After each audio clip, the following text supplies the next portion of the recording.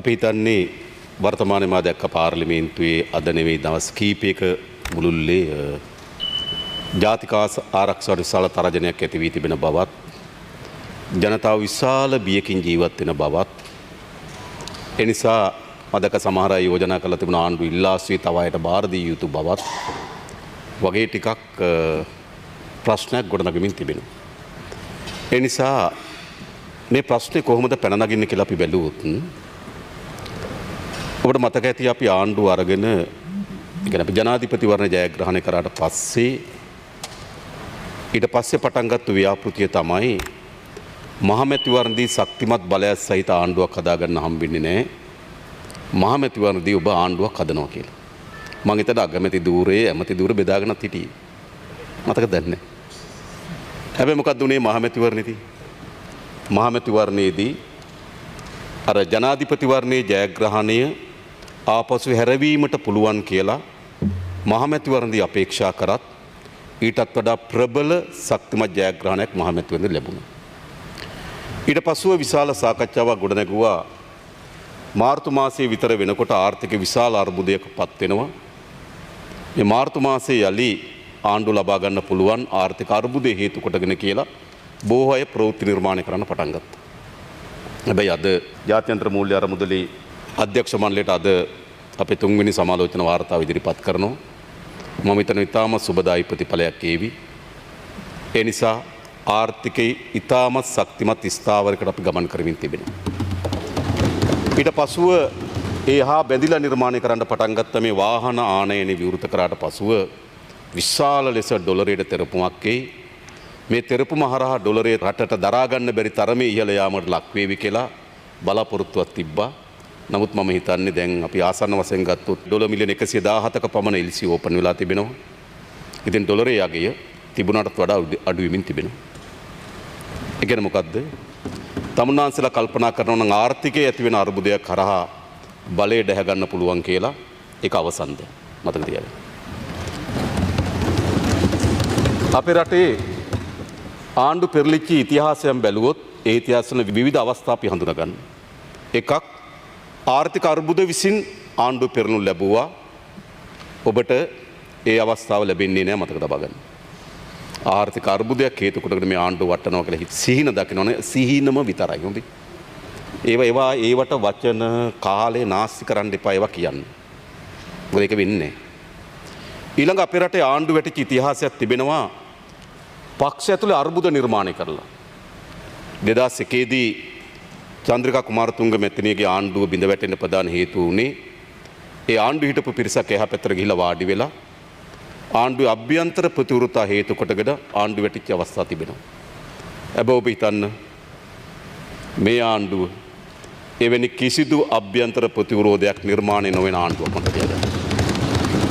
මා දන්නවා සමහර අය උත්සාහ කරනවා මා ඔසවා තබා පාර්ලිමේන්තුවේ අනිත් අය පහත් ඒ උගලට අපි අහුවෙන්නේ නැහැ. බොහොම ස්තුතියි. බොහොම ස්තුතියි හොඳේ. ආයි. එයා නම් හොඳයි අනිත් අය නරකයි. නෑ. ඒ උගුල් හොඳේ.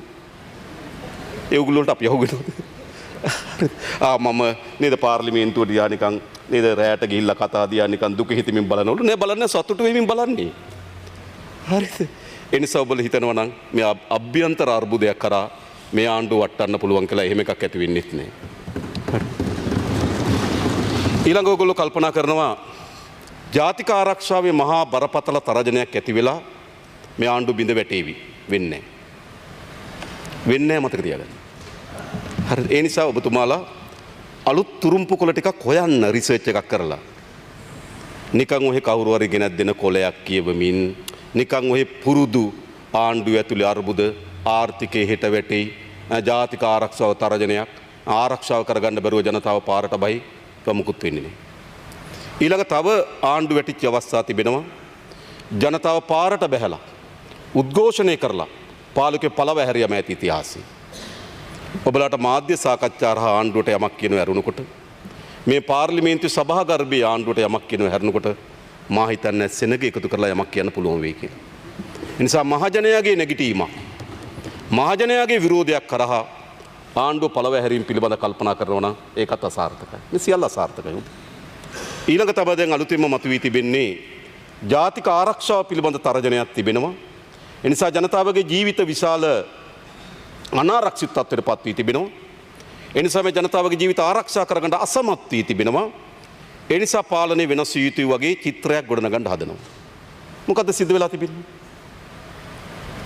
කිසිදු සාමාන්‍ය පුරවැසියෙක් තවත් මේ පාතාල ගැටුමේ හිංසාවකට පත් වී නැහැ.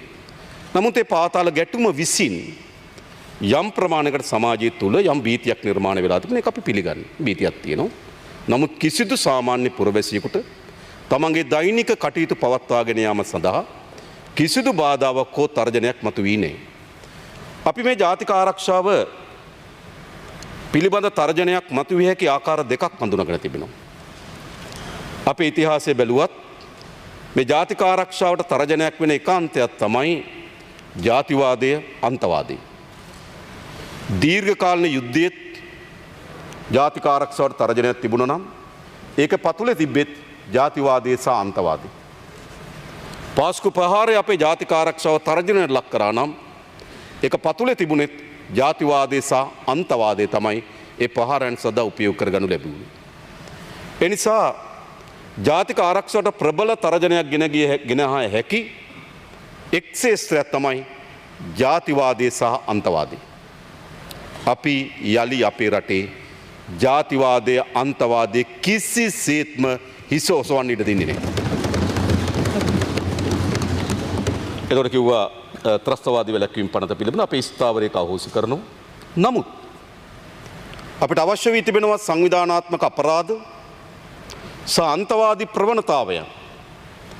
ඒ සඳහා අවශ්‍ය වෙන නීතිමය රාමුවක් අවශ්‍යයි. එම නැතුව සංවිධානාත්මක අපරාධ කල්ලි වලට නිදැල්ලේ වර්ධනය වෙන්න ඉඩ දෙන කියන්නේ සාමාන්‍ය නීතිය අපිට උපයෝග කරගත හැකි සාමාන්‍ය තත්වයකදී. හැබැයි සංවිධානාත්මක අපරාධ කල්ලි හැසිරෙනවා නම් ඒක සාමාන්‍ය නීතිය අභිබවා යන අලුත් තත්වයක්, අලුත් නීතියක් අවශ්‍යයි. ඒ නිසා අපි ත්‍රස්තවාදී වැළැක්වීම පනත අපි අහෝසි කළ යුතු කියන ස්ථාවරය අද නෙවෙයි 1978 ම පනත ආරම්භ කරපු දවසේ කළු කොඩි දාපු මිනිස්සු උතුරේ සමහර නායකනුත් කළු කොඩි දාන සම්බන්ධව. අපි මේ ප්‍රතිපත්ති වෙනස් කළා නේ. නමුත් අනතුරක් තිබෙනවා නම් අපේ ආරක්ෂාව පිළිබඳ තරජනයක් ගෙන දිය හැකි සංවිධානාත්මක අපරාධ කල්ලි හා ජාතිවාදී අන්තවාදී ප්‍රවණතාවයන් ඒ සාමාන්‍ය නීතිය ප්‍රමාණවත් වන්නේ නැත්නම් ඒ සඳහා නව නීති අවශ්‍යයි. ඒ නිසා අපි ඒ සඳහා අවශ්‍ය වෙන නව නීති රාමුවක් කරා ත්‍රස්තවාද වැළැක්වීම පනත අපි අවශ්‍ය කරන්න සූදානම්. ඒ සඳහා අපි කමිටුවක් පත් කරලා තිබෙනවා, අධ්‍යයනය කරමින් තිබෙනවා. මේක මම හිතන්නේ දශක ගණනාවක් මේ රටේ ජනතාවගේ වමනාවක් බවට පත් වෙලා තිබුණා. ඒ වමනාව යථාර්ථයක් බවට පත් කරන්නේ අපේ ආණ්ඩුව විතරයි. හැබැයි මම යලි කියනවා ජාතිවාදයේ අන්තවාදයේ අපි කිසිසේත්ම යලි හිසෝසවන්න අපේ රටේ ඉඩ දෙන්නේ නැහැ. ඊළඟ අපි මුහුණ දෙන තර්ජනය තමයි මේ සංවිධානාත්මක අපරාධ කල්ලි. මේ සංවිධානාත්මක අපරාධ කල්ලි හුදු අපරාධකරුවන්ගේ එකතුවක්ම විතරක් නෙවෙයි. මේ සංවිධානාත්මක අපරාධ කල්ලි කාලාන්තරයක් මුළුල්ලේ ඊටමත් නිදැල්ලේ දේශපාලන රැකවරණ සහිතව වර්ධනය වෙන්න ඉඩ දුන්නා. අපිට ඔබ නැගිටලා කිව්වොත් අපරාධකරුවෙගේ නමක් ඒ නම හා සම්බෙදී දේශපාලකයන් මට කියන්න පුළුවන්. ඔබ කියන්න නමක්. මම කියන්නම් ඒක පිටිපස්සේ දේශපාලකයා කවුද කියලා. මේක නැත්ත. මේක සංගවුණු රාසක් නෙමෙයි. මේක අද විවෘතව මේ රටේ ජනතාව දන්නවා මේ අපරාධ කල්ලි පෝෂණය වුණේ කවර දේශපාලන නායකත්ව යටතේද කියන එක දන්නවා. එනිසා අද මේ සංවිධාන අපරාධ කල්ලි මේ දක්වා වර්ධනය වෙන්න එම දේශපාලන නායකත්වයන් පෝෂණය කරා. එනිසා තමයි කියන්නේ අමරේ කලබල වෙන්න එපා මම ඇවිල්ලා ඉන්නේ කියනකොට අමරේ නිහඬ වෙනවා. එයි අමරේ කටහඬින් අඳුරනවා කවුද කියන්නේ. එහෙමයි. එතන ආවේ කවුද කියලා නම කිව්වේනේ. අමරේ ඉන්නේ දුරක පුද්ගලයා යන්නේ තව දුරකින්. කෑ ගහලා කියනවා අමරේ මම ඇවිල්ලා ඉන්නේ නිහඬ වෙන්න කියලා. ඒ කියන්නේ මොකද්ද තියෙන්නේ? හඬින් පව අමරේ දන්නවා තමන්ගේ නායකයා කවුද කියන්නේ. එහෙමයි මේ අපරාධ කල්ලි වර්ධනුනේ. අද කවුද මේ අපරාධ කල්ලි වල වර්ධනය පිළිබඳ කිඹුල් කඳුළු වෙලන්නේ? කවුද? කවුද ආරක්ෂාව දුන්නේ? කවුද පෝෂණය කරේ? කවුද වර්ධනය කරේ? මේ දේශපාලන අධිකාරිය. එනිසා මේ අපරාධ කල්ලි වර්ධනය වෙන්න මේ දේශපාලන අධිකාරිය ඒ පිටිපස්සේ හිටියා. ඒකට තිබුණු ආශිර්වාදයේ නිසාම සියලු බියජනක තත්ත්වයන් අපරාධ කල්ලි වල නිදහස් වුණා. නිසා අපරාධ කල්ලින් එක්ක අපරාධ මැඩ පැවැත්වීම සඳහා තිබෙන ආයතනද ඒ යම් කුඩා පිරිස් ඒවත් එක්ක එකට ගැට ගැහෙන්න පටන් ගත්තා. එකට ගැට ගැහෙන්න පටන් ගත්තා. දැන් ඕගොල්ලෝ දන්නවා වීරකැටියේ දරුවෝ දෙදෙනා සහ එම පුද්ගලයාගේ ඝාතනය මිද්දෙනී අපි අත්අඩංගුවට අරත්තු අය පොලිස් කොස්තාපල් මහත්මයෙක් ඉන්නවා. ඊළඟ උසාවියේ වෙඩි තැබීම් පිළිබඳ අත්අඩංගුවට ගත්තු අය අතර පොලිස් නිලධාරීන් දෙන්නෙක් ඉන්නවා. ගල්කිස්සේ පොලිසියේ T56 අවිය පැහැරගෙන ගිහිල්ලා පාතාලයට දෙනවා. පොලිස් නිලධාරීන් ඉන්නවා. ඒ කියන්නේ මොකක්ද? දේශපාලන යාන්ත්‍රණයේ ආරක්ෂාව තිබුණා. පොලිසියේ යම් කණ්ඩායම් මේ අපරාධ කල්ලින් එක සහ සබඳතාවයන් තිබෙනවා. හොඳට තේරුම් ගන්න මේ තත්ත්වය.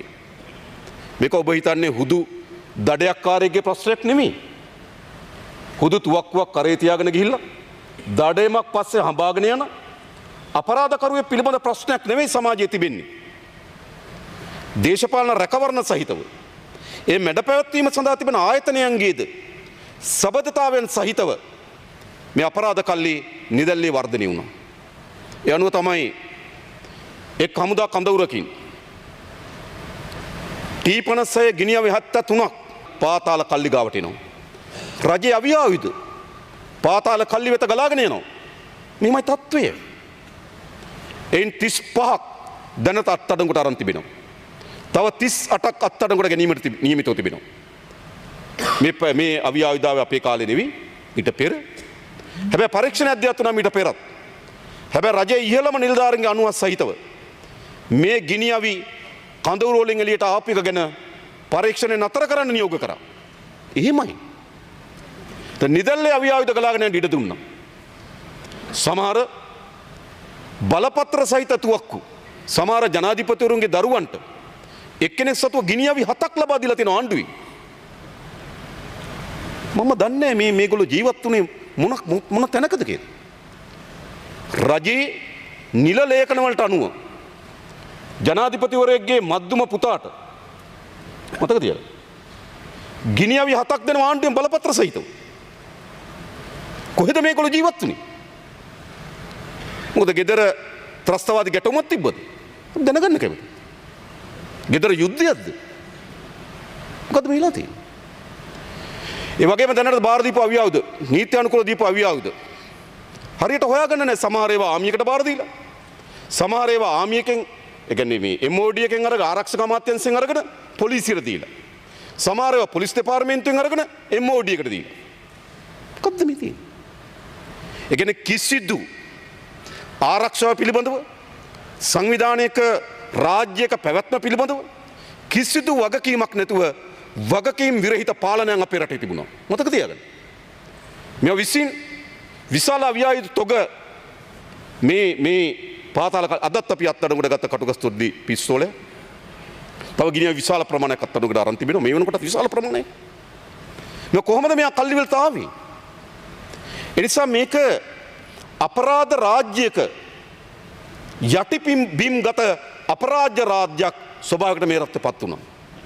අපිට එළිය පේනවා පොලිසියක් තිබෙනවා, හමුදාවක් ඉන්නවා, දේශපාලන අධිකාරිය තිබෙනවා, අධිකරණ පද්ධතියක් තිබෙනවා, නීතිඥවරුන් තිබෙනවා.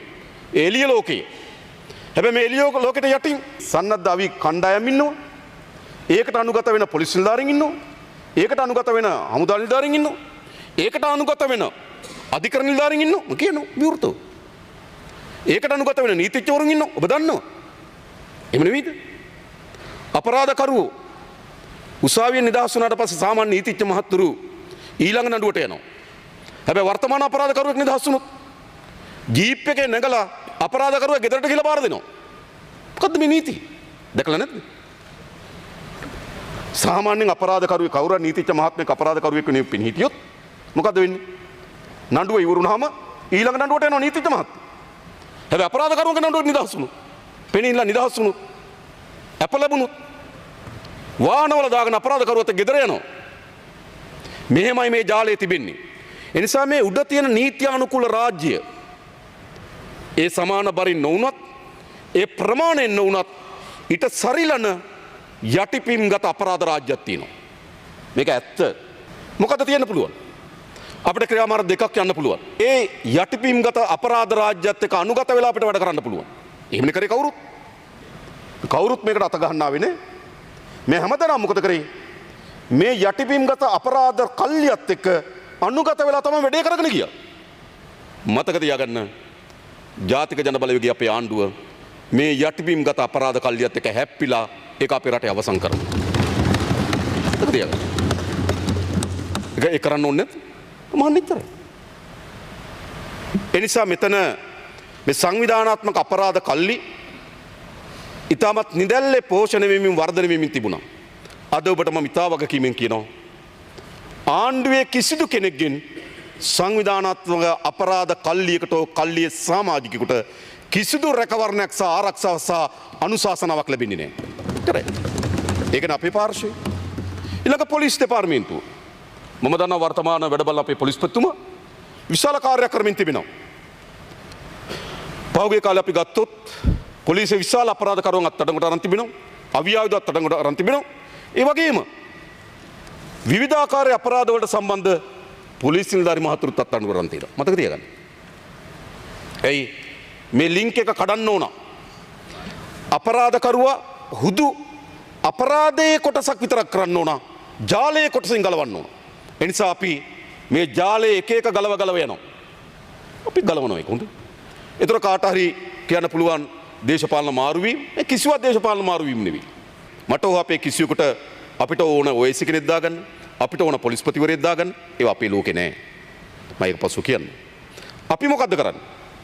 අපි කරන්නේ මේ අපරාධ කල්ලි මැඩ පැවැත්වීම සඳහා යන ගමනේදී යම් බුද්ධිතොරතුරු අපිට වාර්තා වෙනවා නම් යම් අපරාධ කල්ලි වලට ආරක්ෂාව දුන්නා.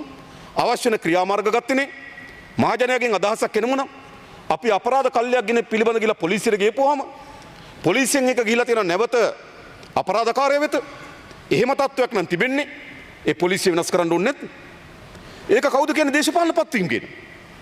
ඒක කිසිදු දේශපාලන පරිගැනීමක් හෝ දේශපාලන පත්වීමක් නෙවෙයි. අපිට මේ අපරාධ කල්ලියක දේශපාලනයේ තියෙන ජාලය බින්දිනවා වගේම ඒ නිලධාරී යාන්ත්‍රණත් අපි බින්දින්න ඕන. අපි කටයුතු කරමින් තිබෙනවා. ඒ නිසා අපි හිතනවා අපේ රටේ පොදු ජනතාවගේ පුහුමනාවක් වෙන මේ සන්නද්ධම සංවිධානාත්මක අපරාධ කල්ලිය මැඩ පවත්වන්න ඕන කියලා මතක තබා ගන්න. ඒ මැඩ පවත්වන මේ එකම ආණ්ඩුව ජාතික ජනබලවේගයේ ආණ්ඩුව බව මතක තියාගන්න. හැබැයි දැන් අපිට සාධාරණ සැකයක් තියෙන තැනක් තියෙනවා. මෑත කාලේ සිදුවීම් කීපයක් අපි විශ්ලේෂණය කරා. එකක් මිද්දෙනියේ පුද්ගලෙක් සහ දරුවෝ දෙදෙනෙකුගේ ඝාතනය. දෙවැනි එක අලුත්කඩේ උසාවියේ ඝාතනය. කොටහේන ඝාතනය. උස්වැටකෙයියාවේ ඝාතනය. ගල්කිස්ස පොලිසිය අවි පැහැරගෙන සංවිධානාත්මක අපරාධ කල්ලි වෙත බාර දීම. සාමාන්‍යයෙන් ගත්තොත් මේ අපරාධ මේ සිදුවීම් 6 ගත්තොත් දැනට මිනුවන්ගොඩ අපරාධය ඒ අපරාධය හැනකොට අනිත් පහම කල්ලි පහක වැඩක්. හරිද? සමහර විට වෙනවා එකක් විසින් අනිත් එකට පහර දීලා අනිත් එක කල්ලි දෙකක් අතර ගැටුමක් නෑ. මේ සිදුවීම් පහ ගත්තොත් මිනුවන්ගොඩ සිදුවීම හැර ඒක තව පරීක්ෂණ කරන්න ඕන කවුද කල්ලි කියලා හොයන්න. මේවා කල්ලි පහක වැඩක්. එහෙනම් ඒකෙන් කියන්නේ මොකද්ද? සන්නද්ධමය ඒ කියන්නේ මේ සංවිධානාත්මක අපරාධ කල්ලි ටික එක විට සක්‍රිය භාවයකට අවිල්ලා තියෙනවා. මේකයි විශේෂය. තව මෙවැනි සන්නද්ධ සක්‍රියතාවයකට ආය හැකි තැන් දෙකක් අපි හඳුනාගෙන තියෙනවා. එකක් මඩකලපුව. මෙවැනි තත්ත්වයකට පත්විය හැකි තැනක්. තව තැනක් උතුර. ඇයි සමහර අය විසින් Tamanට මෙහෙවිය හැකි සන්නද්ධ කණ්ඩායම් ගොඩනගලා තියෙනවා. මඩකලප එහෙම සංවිධානයක් තියෙනවා. ඒක මෙහෙවිය හැකි. යාපනයේ කුඩා සංවිධාන එහෙම කල්ලි ගොඩ නැගුවා. මෙහෙවිය හැකි. ඒ නිසා අපි හිතනවා මේවා එක විට සක්‍රියතාවයට ගෙනීම පිටිපස යම් සැලසුම් සහගත කුමන්ත්‍රණයක් තියෙනවා. එයි මේ කුමන්ත්‍රණ දියත් වෙන්නේ නිකන් නිසා නෙවෙයි. දැන් මෙතන බොහෝ අය කිව්වා මේ පහුගිය ඝාතනයන් පිළිබඳව වංචා දූෂණ පිළිබඳව පරීක්ෂණ සිදු කරන්නේ සිදුවන පරීක්ෂණ අපි ඕගොල්ලන්ට කියන්නේ නැහැ කියලා පරීක්ෂණ අවධිය මම දැක්ක එක මන්ත්‍රීවරයෙක් කියනවා අපිට දැන් පරීක්ෂණයේ තත්ත්වය කියන්න. ඒ නිසා මම කිව්වේ ආර්ථිකය පිළිබඳ කඩාවැටීම පිළිබඳ අපේක්ෂාව බිඳ වැටෙනකොට ආණ්ඩුව තුළ අර්බුදයක් ඇති වෙලා කඩාවැටී කියලා අපේක්ෂාව බිඳ වැටෙනකොට මහජනයාගේ විරෝධයක් කරා ආණ්ඩුව කඩාවැටී කියලා අපේක්ෂාවන් බිඳ වැටෙනකොට දැන් සැලසුම් සහගතව එක සන්නද්ධ කල්ලි එක අපරාධ කල්ලි වෙන වෙනම ක්‍රියාත්මක වෙනවා. හැබැයි එක හස්තයකින් හසුරනවාද කියන සාධාරණ සැක අපි ඉදිරිපිට තිබෙනවා. ඒ සඳහා සමහර වාර්තා ලැබිලා තිබෙනවා. අපි මේ පිළිබඳ පරීක්ෂණ පවත්වනවා. මේවා එක තැනකින් රට තුළ යම් අස්ථාවරත්වයක් පිළිබඳ මතය නිර්මාණය කිරීම සඳහා කරන මෙහෙයුම්ද.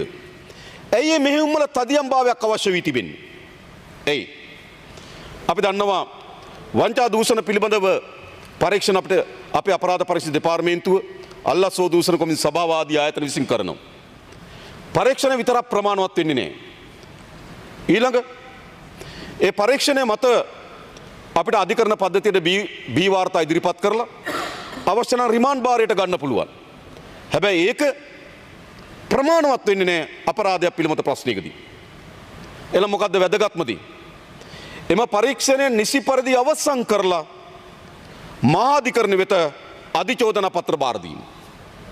ඒක තමයි රජයක් පාර්ශවයෙන් ඕනෑම අපරාධයක් පිළිබඳව අවසානයේ. ඊට පස්සේ අධිකරණය තිබෙනවා නීති දෙපාර්තමේන්තුව සහ අපරාධකරුවන්ගේ නීතිඥයන් අතර සංවාදය අධිකරණයේදී යනවා. උත්තරයිනේ. එහෙනම් අපේ වැඩ කොටස මොකද්ද? මේවා පරීක්ෂණ කරලා අධිචෝදනා කළා මහාධිකරණය නඩුව ගොනු කිරීම. හරිනේ. ඒතර දැන් මෑත කාලයේ අපි මේ නඩු විශාල ප්‍රමාණයක් ගොනු කරමින් තිබෙනවා. මේ වෙනකොට 30 නඩුව මහාධිකරණේ ගොනු කරලා තිබෙනවා. තව නඩු ගන්න යාලංකා නඩුව. ඉතා ඉක්මනින්ම මහාධිකරණේ චෝදනා පත්‍ර ගොනු නැගිවි. ඒ වගේම කීත්නෝයාර්ගේ නඩුව මහාධිකරණයට එනවා ඉතා ඉක්මනින්ම. මතක තියාගන්න. ඒ වගේම පාස්කු පහරය ගොඩක් අය අපි සංවේදී. පරීක්ෂණ සිද්ධ වෙන බය වෙන්න එපා. හැබැයි ඒ පරීක්ෂණ කිසිවක් අපි මාධ්‍ය සාකච්ඡා තියලා හෝ පාර්ලිමේන්තුව ඉදිරිපත් කරන්නේ නැහැ. ඒ පරීක්ෂණ තත්ත්වය අපි අධිකරණයට වාර්තා කරනවා. ඒක තමයි අපේ බැඳීම. පරීක්ෂණ තත්ත්ව මොකටද අපි මේක ඉස්සර මේක සම්ප්‍රදායක් බවට පත් වෙලා තිබුණා. පරීක්ෂණවල මට්ටම, පරීක්ෂණයන්ගේ අධීරයන්, පරීක්ෂණයන්ගේ ප්‍රමාණයන් මාධ්‍ය හරහා කියන එකනේ මොකද්ද? අනියම් ආකාරයකින් චූදිතයට සංගවීම සඳහා සහ පරීක්ෂණයෙන් ගැලවීම සඳහා වාර්තා ඉදිරිපත් කරනවා. ඒවා සංදර්ශන පරීක්ෂණ. හැබැයි අපි සංදර්ශන පරීක්ෂණ තියන්නේ නැහැ. දකින්නෝනේ. දැන් ඔය වගේම ඔබට මතක ඇති අරුගම්බේ සිදුවීමේදී අරුගම්බේ සිදුවීම පැන නගින්න හේතුනේ ලංකාව ඇතුළේ අර්බුදයක් නෙවෙයි. ජාත්‍යන්තර වශයෙන් මතුවී තිබෙන ගැටලුවක් ප්‍රශ්නයක් පාදක කරගෙන අරුගම්බේ ප්‍රදේශයේ ඊශ්‍රායල ජාතිකයන් ඉලක්ක කරගෙන ප්‍රහාරයක් එල්ලවිය හැකි බව බුද්ධියන්ස අපිට වාර්තා කරා. අපි මොකද කරේ? අපි මාධ්‍යට කිව්වනේ මෙහෙම බුද්ධියන්ස වාර්තා කළා තිනෝ කියලා. අපේ වගකීම මොකද්ද? සමාජ සංසුන්භාවයේ තියාගෙන මහජනයාට ආරක්ෂාව පිළිබඳව සහතිකයක් ලබා දෙමින් අරුගම්බේ පිළිබඳ පරීක්ෂණ කිරීම තමයි අපේ පියවර. අපේ කිසි මන්ත්‍රීවරයෙක් ඇමතිවරයෙක් පාර්ලිමේන්තුවේ හෝ මාධ්‍ය සාකච්ඡාවකදී හෝ රූපවාහිනියකදී හෝ අරුගම්බේ පිළිබඳ තොරතුරු අපි ඉදිරිපත් කළා නේ. ඇයි එහම ඉදිරිපත් කළ යුතුද? ඒවා පරීක්ෂණ අපරාධයක් වැළක්වා ගැනීම සඳහා යන ගමන අපේ වෘත්තීමේ භාවයෙන් තමයි ආණ්ඩුව කටට අපි හැසිරෙන්න. මතකද? වෘත්තීමේ භාවයෙන් අපිට තොරතුරු ඇවිල්ලා දවස් දෙකක් යන්න කලින් අපි 3 දිනක් අත්අඩංගුවට ගත්තා. අවසානට අපි 6 දිනක් අත්අඩංගුවට ගත්තා. අපි පරීක්ෂණය දියත් කරලා කීප දෙනෙක් අත්අඩංගුවට ගත්තට පස්සේ තමයි ඇමරිකන් එක්සත් ජනපද තානාපති කාර්යාලයෙන් එහි පුරවැසියන්ට ලංකාවේ සංචාරය කිරීම පිළිබඳව අවදානම් පිළිබඳව ප්‍රකාශයක් කරේ. එතකොට අපි පරීක්ෂණය කරමින් කීප දෙනෙක් අත්අඩංගුවට අරගෙන හොඳේ සති දෙකකටත් විතර පස්සේ මෙහෙමයි වැඩ කරලා තියෙන්නේ. 6 දෙනෙක් අත්අඩංගුවට ගත්තා. අපි ඒකලාපේ සංචාර කර්මාන්තේ බිඳ වැටෙන්න ඉඩ දුන්නේ නැහැ. මහජනයාට සංසුන්තාවේ බිඳෙන්න ඉඩ කඩ දුන්නේ නැහැ. ආර්ථිකයට බලපෑමක් ඇති වෙන්න ඉඩ දුන්නේ නැහැ. හැබැයි අරුගම්බේ ඒ ප්‍රහාරය වළක්වගෙන ඒ සඳහා සැලසුම් කරපු අය අත්අඩංගුවට අරගෙන ඉතා කෙටි කාලයක් ඇතුළේ එක්සත් ජනපදයේ ඔවුන් විසින් ප්‍රකාශ කරා අවදානම් තත්ත්වය පහ වුණා කියලා. අපි ඔවුන්ට ගිහිල්ලා කිව්වා. මේකයි දැන් තත්ත්වය. මේ තත්ත්වය අපි ජයග්‍රහණය කරලා තිබුණා. මෙතෙන්ට අපි ඇවිල්ලා තියෙනවා. එහෙමයි. එහෙම නෙවෙයි ආණ්ඩුවක් කටයුතු කරන්න ඕන. ඒ නිසා අපි දැනුත් මේ අපරාධයන් පිළිබඳව පරීක්ෂණ කරමින් තිබෙනවා. හැබැයි සමහර ඒවා ඔබ හිතන්න. ලසන්ත වික්‍රමතුංග ඝාතනය වෙන්නේ 2009 ජනවාරි මාසේ 8. අද 2025. අවුරුදු 16ක් ගිහිල්ලා. ඒ අවුරුදු 16කට පසුව අපි ඇස් ඉදිරිපිට තිබෙන ඝාතනය සිදු වුණේ කියලා. අපරාධකරුවන් හොයාගන්න බැරි ඝාතනයක් මහදවල් සිදු වී තිබෙනවා. සිදු වුණේ කොහොමද කියලා දල අදහසක් පොදු සමාජයට තියෙනවා. හැබැයි අධිකරණ පද්ධතියට දල අදහස වැඩක් නෑ. අධිකරණ පද්ධතිය අවශ්‍යයි සැකෙන් ඔබට සහ තහවුරු කිරීම. එහෙම නොවන. ඒ කියන්නේ සැකෙන් තොර තහවුරු කිරීමක් නෙවෙයි නේද? එතනින් ඔබට තහවුරු කිරීමක් අපිට අවශ්‍යයි. නෑ ඊටා වැදගත් සාධක අවශ්‍යයි. ඒ වැදගත් සාධක අවුරුදු 16කට පසුව අපි එක්රැස් කරගන්න ඕන. ඒක සාමාන්‍ය තත්වයක් නෙවෙයි. ඊයේ ඝාතනයක් වෙලා අද පරීක්ෂණයක් කරනවා වගේ නෙවෙයි. අවුරුදු 16කට පසුව ඒ පරීක්ෂණ අසීරුයි. ඒත් අපි කරනවා මතකද? අසීරුයි ඒත් අපි කරනවා. මම කියන්නම් තමුන්වහන්සේලා මේ අපරාධකරුවන්ට දඬුවම් ලබා දීම සඳහා මහගු අවස්ථාවක් තිබුණ 2015. නැවුම් පරීක්ෂණ නැවුම් අවස්ථාව නැවුම් සිදුවීම් අලුත් කරේ නැහැ. පාවලා දුන්නයි මහජනගේ මතය. පොත් ඒ මාධ්‍යවේදීන් පහර දීම් ඝාතනය කිරීම මේ සියල්ල විසඳීම සඳහා හොඳම අවස්ථාව තිබුණේ 2015. අද 2015න් පස්සේ අවුරුදු 10ක් ගිහිල්ලා. ඔබ හිතනවද අපරාධකරුවන් තමන්ගේ අපරාධ කරලා ඒ අපරාධයන් එසේ ලිදරව් වෙන්න ඉඩ දෙමින් අවුරුදු 10ක් ඉඳී කියලා? අවුරුදු 10ක් ඉන්නේ නෑ. පරීක්ෂණ කොමිතියක් තුනි. අපි එක තෙල් සංස්ථාවේ පරීක්ෂණයක් පිළිබඳව නීතිපති දෙපාර්තමේන්තුවට ලිපි ගොනුව යවන්නේ 2015 ඔක්තෝබර් වල ලිපි ගොනුව යවන්නේ. උත්තර එන්නේ 2025 ජනවාරි මාසේ අත්අඩංගුවටගෙන අධිකරණයට ඉදිරිපත් කරන්න. අවුරුදු 10ක්. ඇයි නීතිපති දෙපාර්තමේන්තුව ෆයිල් එකක් ගිහිල්ලා ඒකට උත්තරෙන්න අවුරුදු 10ක් ගත වුණේ මොකක් නිසාද? නීතිපති දෙපාර්තමේන්තුවේ වැරද්ද නෙවෙයි. එය පිළිබඳ දේශපාලන අධිකාරියේ තිබුණු වමනාව. අවුරුදු 5ක් තමුන්වහන්සේලා ෆයිල් එක වහගෙන ඉන්නවා. ඊළඟ අවුරුදු 5 අපරාධකාරයෝ වහගෙන ඉන්නවා. මේක ඇත්ත. මේ සත්‍ය තමුන්වහන්සේලා පිළිගන්න සූදානම් නැද්ද? අවුරුදු 10කට පසුව තමයි ඒ පරීක්ෂණය පිළිබඳව වාර්තා වෙන්නේ. ඊට පස්සේ අත්අඩංගුවට අරගෙන අධිකරණ ඉදිරිපත් කරපුවම තමුන්වහන්සේලාත් කෑ ගැහුවා. මට පුදුමයි. ඇයි එහෙම කරන්නේ? දැන් මෙතන නේද රට අවුස්සන විපක්ෂයක් නොවුණාට සිදුවෙන සැබෑ සිදුවීම් ඒවා පිළිබඳ හැබැයි හැඟීමකින් කටයුතු කරන්නේ නෑනේ. අත්අඩංගුවට ඇයි රෑ ගිහිල්ලා ගත්තේ? ඇයි බිරිඳත් එක්ක ගත්තේ? ඇයි ඒක අපේ වැඩක් නෙවෙයි. ඒක පොලිස් දෙපාර්තමේන්තුව හිතනවා. ඒ වෙනකොට පොලිස් දෙපාර්තමේන්තුවට අත්දැකීම් තිබුණා. සමහර අය හැංගුණා. දැනුත් හැංගිලා ඉන්නවා. නීතිපති දෙපාර්තමේන්තුව අත්අඩංගුවටගෙන අධිකරණයට ඉදිරිපත් කරන්න කියලා ඉදිරිපත් කරපු දෙදෙනෙක් ඉන්නවා. නේද ආනන්ද? මාස දෙකකට විතර පෙර දෙදෙනෙක් හැංගුණා. එහෙනම් පොලිසිය මොකද කරන්න ඕනකම තිබෙන්නේ? හැංගෙන්න ඉඩ දෙන්න බෑ. අදත් අධිකරණයෙන් අත්අඩංගුවට ගැනීම සඳහා ප්‍රධාන කෙනෙකුට නියෝගයක් ඇවිල්ලා තියෙනවා. හැංගිලා. PSOත් ගෙදර තියලා ඊයේ රෑ ගිහිල්ලා තියෙනවා. දන්නවා. අපි දන්නවා අපි හිතනවා හෙට බාර වෙයි කියලා දුම තරමින්. ඉතින් මෙහෙමනේ සිද්ධ වෙන්නේ. ඒ නිසා මේ අපරාධකරුවන්ට රිසිසේ කටයුතු කරන්න අවස්ථාව අපි දෙන්නේ නැහැ. අපිට ජනවරමක් තිබෙනවා. මේ අපරාධ ඉතිහාසයේ කාලයේ වැලිතලාවේ යට වෙන්න ඉඩ නොදෙන්නත් ඒ අපරාධවලට වින්දිතයන්ටත් මෙරටේ පුරවැසියන්ටත් සාධාරණ සහ යුක්ති ඉටු කිරීම වගකීම අපිට තිබෙනවා. ඒ වගකීම උරට අරගෙන තමයි අපි කටයුතු කරන්නේ. අපි කිසි අත්වැරදීමක් වෙන්න ඉඩ දෙන්නේ නැහැ. වගකීම. ඔබලා කවුරු හරි හිතනවා නම් අපි මේ අපරාධකරුවන් ආරක්ෂා කරන්න, දූෂිතයන් ආරක්ෂා කරන්න කවදාවත් එහෙම අපි ගැන හිතන්න පටන් ගන්න එපා. ඒක වෙන්නේ නැහැ. තමුන්නාන්සේලාගේ හිටපු නායකයෝ, තමුන්නාන්සේලාගේ නායකයන්ට වඩා අපේ නායකයෝ විශ්වාස කරන්න. මම එකයි කියන්නේ. ඔයාලා නායකයන්ට වඩා අපේ නායකයෝ විශ්වාස කරන්නේ එහෙමයි වැඩ කරන්නේ. ඒ නිසා ඒකට සහායයි අවශ්‍යකම තිබෙන්නේ. ඡන්දෙදි ඡන්දේ කරන්න. හැබැයි මේ රටේ අපරාධ, මේ රට අල්ලස දූෂණේ මැඩ පැවැත්වීම සඳහා ගන්න ක්‍රියාමාර්ග අපි ඉදිරියට ගෙන යා යුතුයි.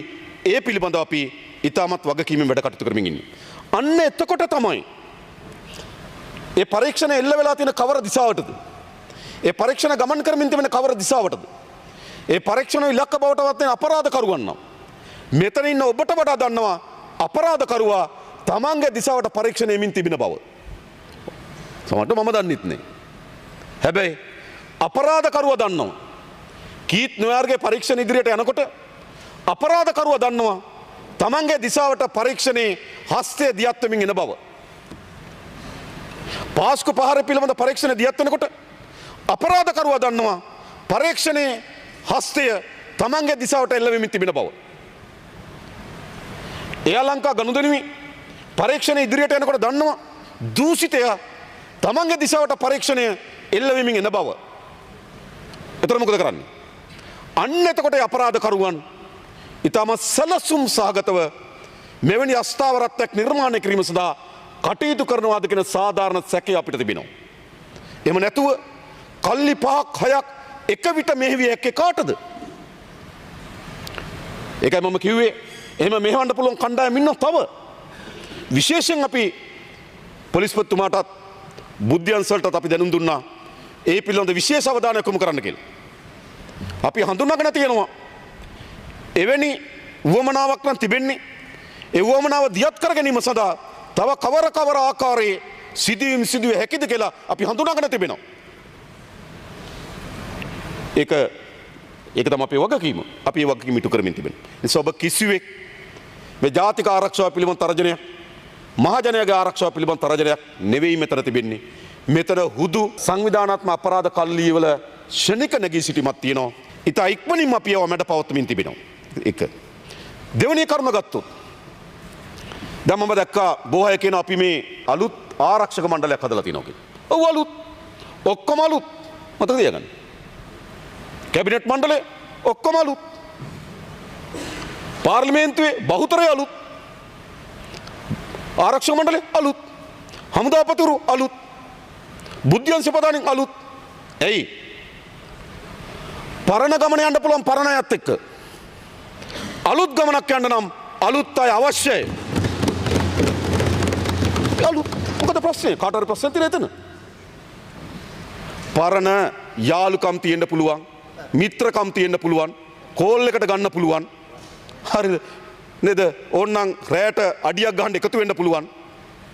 ඒගොල්ලන්ට ඔය පරණ මම දැක්ක කතා කරපු කෙනෙක්. අපි එහෙම නෙමෙයි. අපි මේ ඔක්කොම වෘත්තීමය හමුදාවක් බවට පරිවර්තනය කරු. වෘත්තීමය හමුදාවක්. අපිට අවශ්‍යයි එහෙම. මම කියන්නම්. තමුන්නාන්සලාට දැනගන්න. අපේ CDS ප්‍රධාන මාණ්ඩලික ආරක්ෂක ප්‍රධානී. මොකද වෙලා තියෙන්නේ? සේවාදිගු 7ක් තියෙනවා. මොකක් වෙනුවෙන්ද? එයා තියාගෙන ඉන්නේ රාජ්‍ය ආරක්ෂාවටද? නෑ. එයා තියාගෙන තමන්ගේ ගෝලයන් ලෙස මේ කිසිදු පත්වීමක් මගේ ගෝලය හෝ අපගේ ගෝලයෝ නෙවෙයි. මේ කිසිදු පත්වීමක් මගේ මිතුරන් නෙවෙයි. මේ කිසිදු පත්වීමක් මගේ යටත්වැසියා මට මෙහෙ එහෙම අය නෙවෙයි. අපි පත්කිරීම කරලා තිබෙන්නේ වෘත්තීමය භාවයක් අපිට අවශ්‍යයි. අපේ රටේ පොලිස් දෙපාර්තමේන්තුවට, අපේ රටේ ත්‍රිවිධ හමුදාවට යලි වෘත්තීමය හමුදාවක් කියන තැනට අපි ස්ථාපිත කරන්න ඕන. හැබැයි මේවා වෘත්තීමය මට්ටමේ තිබුණේ කොතනද මේවා? මෙයා තිබුණේ ජනාධිපතිවරේ ගෝලයා. එයා තමයි CDS. ඔහොමනේ තිබුණේ. එහෙම නෙවෙයිද? කාට හරි කියන්න බලන්න එහෙම නෙවෙයි කියලා. සමහර වෙලාවට තිබුණා ජනාධිපතිවරගෙන් පස්සේ අනුප්‍රාප්තික ජනාධිපතිවරයා CDS එකෙන් හදනවා. එහෙම කතාවක් තිබුණානේ. එහෙම නැත්නම් තව විටක තිබුණා. ජනාධිපතිවරයා ගියපුවාම ජනාධිපතිවරයා අගමැති ධූරයට පත් කරයි. තිබුණ නැද්ද?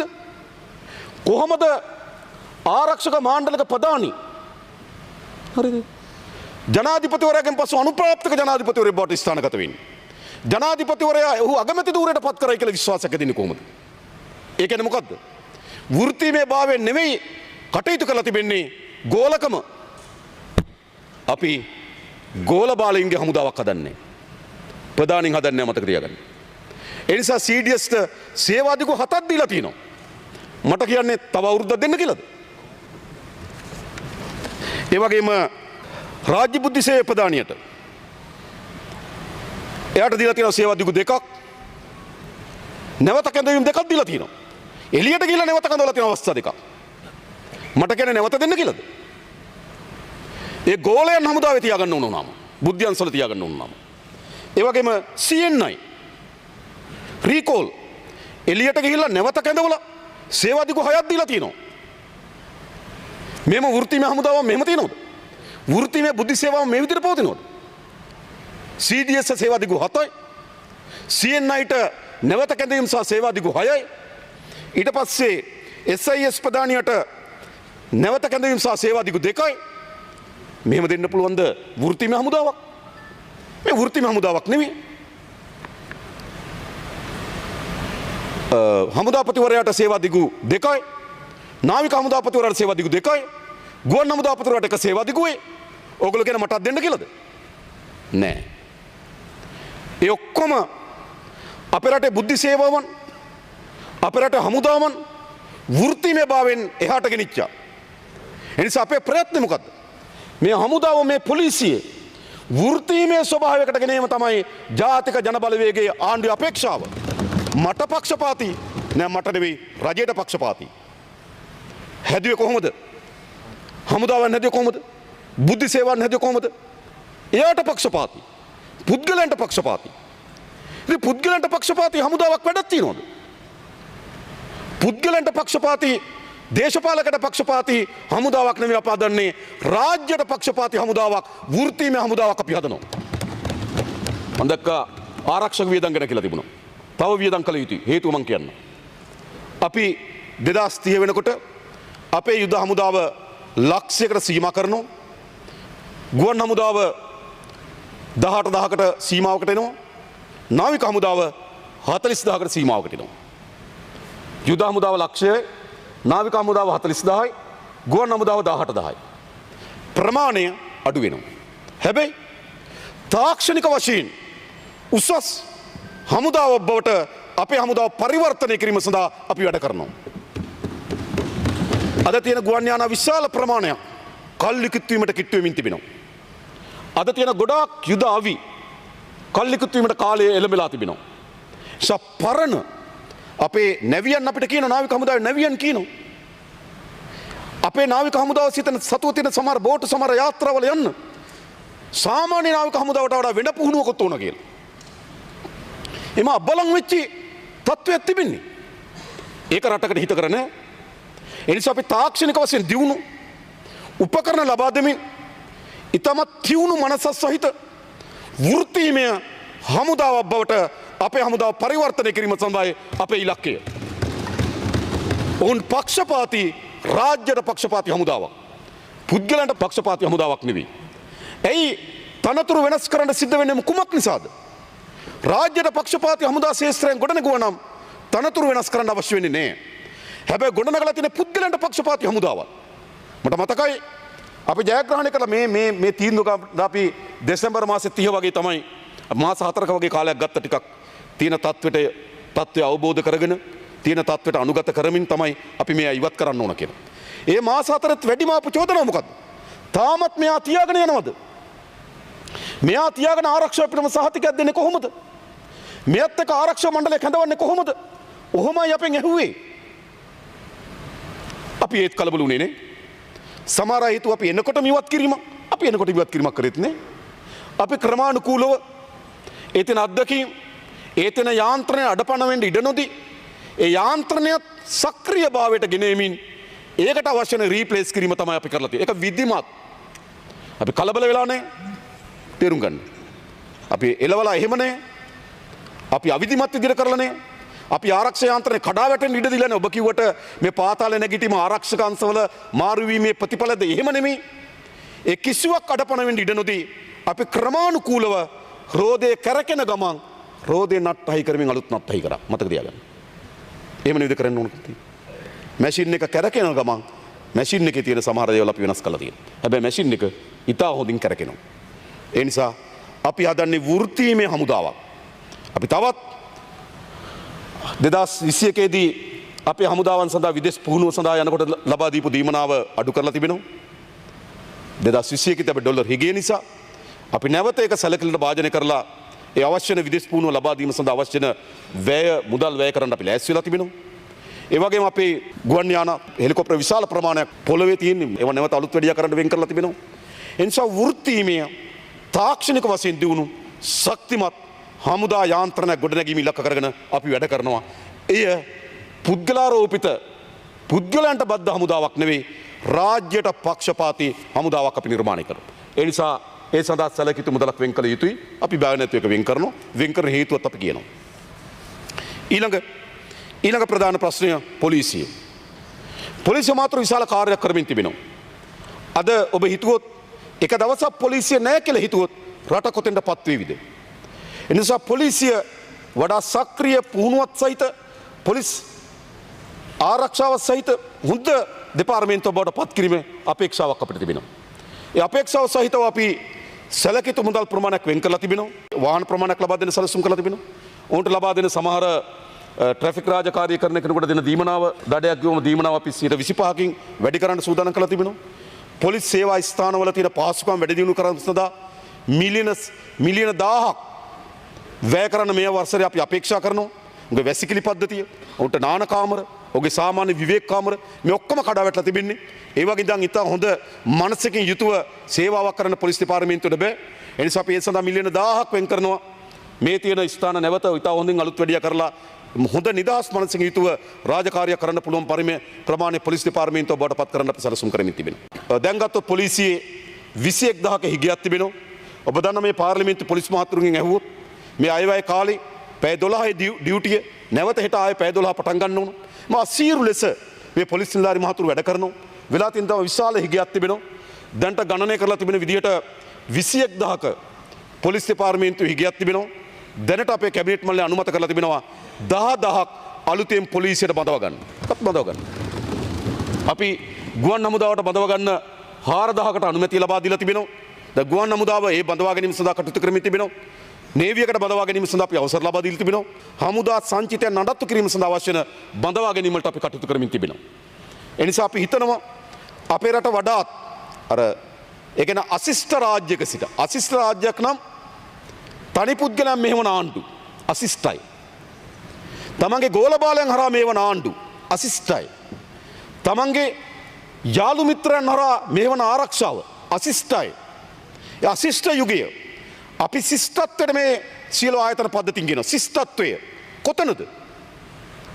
ආරක්ෂාව පිළිබඳව එහා බැඳී තිබෙන ආයතනයන් ඒ ඉටු කිරීම ශිෂ්ටත්වය. මහජනයාගේ සාමය පිළිබඳව ඒ සඳහා වගකීම් තිබෙන ආයතනයක ඉටු කිරීම ශිෂ්ටත්වය. ඒ නිසා යලි අපේ රටේ ආයතනවලට පණ දෙමින් ඒ ආයතනයන්ට පැවරිතන වගකීම් ඉටු කරමින් ඒ වගකීම් ප්‍රමාණවත් නැත් ඒ වගකීම් සඳහා තියෙන අනපනත් ප්‍රමාණවත් නැත්නම් තවත් අනපනත් ශක්තිමත් කරගනිමින් අපි මේ යාන්ත්‍රණයට පණ පොවනවා. සමාජයක් අපේක්ෂා කරන්න ඕන පුද්ගලයන්ගෙන් නෙවෙයි. පොලිස්පති කවුද කියන එක නෙවෙයි වැදගත්කම තියෙන්නේ. හැබැයි කාලයක් මොකද්ද වෙන්නේ? පොලිස්පති කවුද? ඒක මත තමයි පොලිසිය හොඳද නැද්ද කියලා තීරණය වෙන්නේ. බුද්ධ්‍යංශ ප්‍රධානිය කවුද? එයා මත තමයි බුද්ධිය හොඳ නැද්ද කියලා තීරණය වෙන්නේ. හමුදාවේ ප්‍රධානිය කවුද? එයා මත තමයි හමුදාව හොඳ නැද්ද කියලා තීරණය වෙන්නේ. ඒක අශිෂ්ටත්වය. ශිෂ්ටත්වය කියන්නේ ඒක නෙවෙයි. එම ව්‍යුහයන් කරේ විශ්වාසය තබන එක. පොලිස්පතිවරයා අද ඉන්න පුළුවන්. හෙට අලුත් පොලිස්පතිවරයෙක් එන්න පුළුවන්. හැබැයි ජනතාවට පොලිසිය පිළිබඳ තියෙන විශ්වාසය බිඳන වැටි තියෙන්න ඕන. බුද්ධ්‍යංශ ප්‍රධානිය අද ඉන්න කෙනා ඉවත් වෙලා හෙට අලුත් කෙනෙක් එන්න පුළුවන්. හැබැයි ජනතාවට බුද්ධ්‍යංශ කරේ විශ්වාසය ගොඩනගන්න ඕන. හැබැයි අපේ රටේ ගොඩනගලා තිබෙන්නේ එහෙම නෙවෙයි. පුද්ගලයන් කරේ අශිෂ්ට ලෝකයක් එක. අශිෂ්ට ක්‍රමයක් එක. ශිෂ්ට ක්‍රමය තමයි යලි මේ ආයතන පද්ධතිය කෙරෙහි විශ්වාසය තබන විදියට ඒවා ගොඩනැගීම. පොලිසිය කෙරෙහි යරි මහජනයාගේ විශ්වාසය. පොලිස්පතිවරයා කවුද නැද්ද කියන එක ભેදකින් තොරව. නිසා අපි උත්සාහ කරමින් තිබෙන්නේ. මේ අසිස්තත්වයේ කඩයිමට ගමන් කරලා තිබෙන රාජ්‍ය. මේක අසිස්ත රාජ්‍ය. පාතාලයත් එක්ක දේශපාලක ගනුදෙනු කරනවා. පාතාලයත් එක්ක ආරක්ෂක නිලධාරීන් ගනුදෙනු කරනවා. තමන් ආණ්ඩුවේ තියෙන අවියාවිද එළියට යනවා. ආණ්ඩුවේ තියෙන අවියාවිද බලපත්‍ර වලින් අරගෙන සිතුසේ වෙඩිතිය තියෙනවා. අසිස්ත රාජ්‍ය. අපි උත්සාහ කරමින් තිබෙන කුමක්ද? මේ අසිස්තත්වයේ පතුලටම ගිහිල්ලා තිබෙන රාජ්‍ය යලි ශිෂ්ටත්වයේ කරා කැඳවගෙන ඉන්න.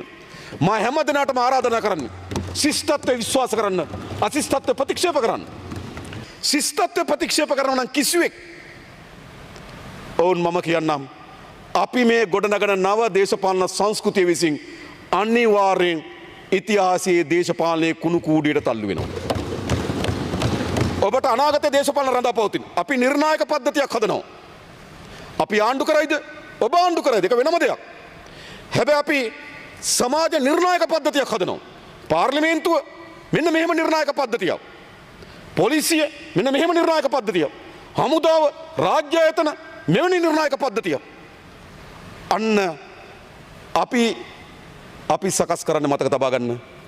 ජාතික ජනබලවේගයේ මේ ආණ්ඩුව පිහිටවීම ලංකාවේ ඉතිහාස ගණනාවක් අසිස්තත්වයේ මතනම් පදනම් කරගත්තු දේශපාලනයක් තිබුණා නම් සංවිධාන යාන්ත්‍රණ ආයතන විය මුළුමනින්ම පොඩිපට්ටම් කරමින් යන දේශපාලන සංස්කෘතියක් තිබුණා නම් අපේ රටේ වංචා දූෂණය නීතිගත කරන ලද දේශපාලනයක් තිබුණා නම් මතක තියාගන්න ජාතික ජනබලවේගයේ ආණ්ඩුවේ පාලනයෙන් පසුව යලි ලංකාවේ වෙනි දේශපාලනයකට විවෘත වෙන්නේ නැහැ. මේක හැරවුම මම ඔබට ආරාධනා කරන්නේ.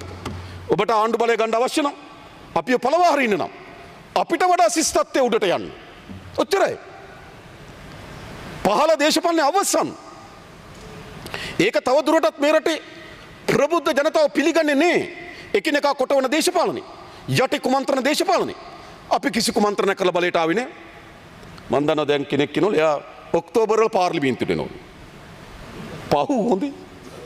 මම යාට කියන්නේ හීනෙන් හරි කමක් නැහැ පාර්ලිමේන්තුවක් හදාගෙන ජීවත් වෙන්න පාර්ලිමේන්තු මන්ත්‍රීවරයෙක් කියලා. මොකද 77 ඉඳන් පාර්ලිමේන්තුවේ. මිනිස්සු පුරුද්දට ඇබ්බැහි වෙනවනේ. දැන් පුරුද්දට ඇබ්බැහි වෙලා තියෙනවා. ඒ නිසා මම කියන්නේ මේකයි. කුමන්ත්‍රණ වලින් ආණ්ඩු බලය වමාරු කරපු යුගයේ අවසන්. ජාතිවාදීන් ආණ්ඩු බලය මාරු කරපු යුගයේ අවසන්. ඉදිරියේදී දේශපාලන වේදිකාව අපි මේ ගොඩනගා තිබෙන ශිෂ්ටත්වයට වඩා උතුම් ශිෂ්ටත්වයක්ද කියන එක තමයි දේශපාලන සංවාදය. මේට වඩා උඩින්ද? ඔච්චරයි. එහෙම නැතුව යලි මේ රට මෙතනට වඩා යට දේශපාලනයකට ඉඩක් විවෘත වෙන්නේ නැහැ. හරිද?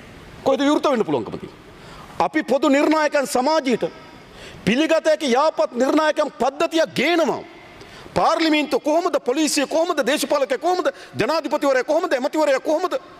ඒ ගුණ යාපත් සංස්කෘතීන්. මම දැක්කා එක ජනාධිපතිවරයෙක් මිලියන 500 ගණනක් වියදම් කරලා තියෙනවා රට යන්න. ඒක ප්‍රශ්නයක් වෙන්නේ නේ. මිලියන 1.8කින් ගියේ කොහොමද කියලා ප්‍රශ්නයක් වෙනවා. 3500. මිලියන 3500 ප්‍රශ්න වෙන්න ඕන කොහොමද? මේ ජනාධිපතිවරයා මේ මිලියන 3500ක් වියදම් කරේ කොහොමද කියලා අහන්න එපා මේකේ. අහන්නේ 1.8න් ගියේ කොහොමද කියලා. අලුත් වෙන්න ලෑස්ති නෑ. තමුන්නාන්සලා පරණ අර නේද කූඩැල්ල මෙට්ටේ තිබ්බට හරියන්නේ නැහැ නේ. ඉතින් ආය යනවා මටට. ඉතින් මම කියන්නේ ඕකයි. තමුන්නාන්සලා අලුත් වෙන්න. තමුන්නාන්සලාගෙන ඔය 1.8ක් ඒකත් වැඩි. අපි આવොත් එකට යනවා. අන්න අලුත්. මෙතන මොකද්ද මේ? මම කියන්නේ තමුන්නාන්සලා මේ පැරණි සාම්ප්‍රදායික ගතානුගතික අසාර්ථක දේශපාලන සාකච්ඡාවෙන් එළියට එන්න. ඔව් දේශපාලන පොසීල නේද? අනාගතයේ අපේ දේශපාලන පුරාවිද්‍යාන්ත කැණීම් කරලා හොයාගන්න පුළුවන් ඔය වගේ අසිස්තත්ව මිනිසුන්. මම මේ කියන්නම් හරි. මම මේ අවංකව කියන්නේ. අපේ රටේ දේශපාලන මෙහිට වඩා වෙන තැනකට ගේන්න අලුත් සංවාදයකට එන්න. එතෙන්ට අපි යමු. එතෙන්ට අපි විවෘත කරමු. අපි ලෑස්ති ඒ සංවාදෙට. තමුන්නාන්සලා ඒ පැත්තෙන් අපිට පෙන්වන්න. ඒ පැත්තෙන් කරුණු කියන්න. ඒ ඕනෑ හොඳ දෙයක් අපි උකහා ගන්න ලෑස්ති මිනිස්සු. ඒ නිසා මම අවසන් වශයෙන් කියන්නේ මෙය තමයි ලංකා දේශපාලනයේ එතෙක් අශිෂ්ටත්වයේ ගමනක් තිබුණා නම් ජාතික ජනබලවේගයන්ට මම ඔබට සහතිකයක් දෙන්නම්. අසිස්තත්වයේ ගමන අවසන් කරපු පාලනය බවට මේ පාලනය පත් වෙනවා. ඒ පිළිබඳව සැකයක් තියාගන්න එපා.